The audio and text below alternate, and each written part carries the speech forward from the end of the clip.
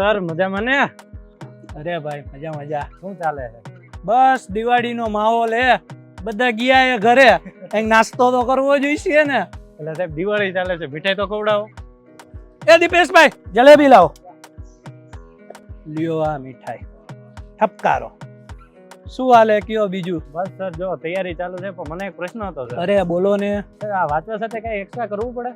અરે જો જેમ ગાંઠિયાની હારે જલેબીનું કોમ્બિનેશન મજબૂત છે ને, એમ આપણે વિડીયો જોઈને એની તમે નોટ બનાવો ને એવી મજા આની અંદર છે. બરાબર.